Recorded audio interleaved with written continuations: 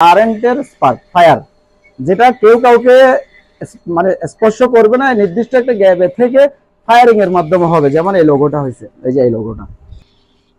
আসসালামু আলাইকুম ওয়া রাহমাতুল্লাহ। শুরু করছো? আসসালামু আলাইকুম ওয়া রাহমাতুল্লাহ। দূরের এবং কাছের যে যেখান থেকে আমাদের মিসেস তাজুল ইঞ্জিনিয়ারিং ওয়ার্কশপের পেজটি দেখছেন, আপনাদেরকে জানাই অন্তরস্থল থেকে মোবারকবাদ। আজকে আমরা ছোট্ট একটি ভিডিও করব, যেহেতু এখানে আমাদের কিছু ছোট ভাইরা আসছে। আমরা এতক্ষণ বিভিন্ন ব্যবসা এবং টেকনোলজি নিয়ে কথা বলছিলাম। তো আজকে ওদেরকে যে জিনিসটা দেখাতে চাচ্ছি সেটা হচ্ছে যে কি, কারেন্টের স্পার্কে একটি লোহাকে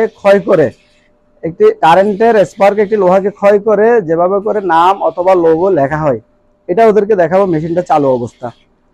আর এদিকে তাকাসো, এই যে যে মেশিনটার কথা আমি আলাদা আলাদা বলি না, এখন বলতেছি। আগে আমি এটা দেখাই, এটা দেখাইলে একদম ক্লিয়ার। এটা দেখা যাচ্ছে কিনা দেখো, এখানে একটা নাম দেখা যাচ্ছে না? দেখা যাচ্ছে?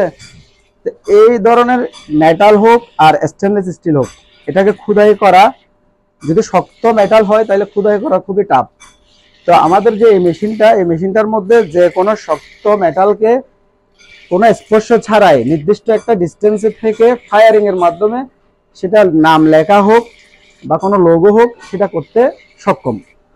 আর এটা হচ্ছে কি পৃথিবীর সর্বোচ্চ পর্যায়ে টেকনোলজি, মানে যে কোনো মেটালে আর কোনো লোগো মারা যাচ্ছে না বা নাম লেখা যাচ্ছে না, সেটার জন্য এই মেশিনটা ইউজ হয়। এটার নাম হচ্ছে ইলেকট্রিক ডিসচার্জ মেশিন।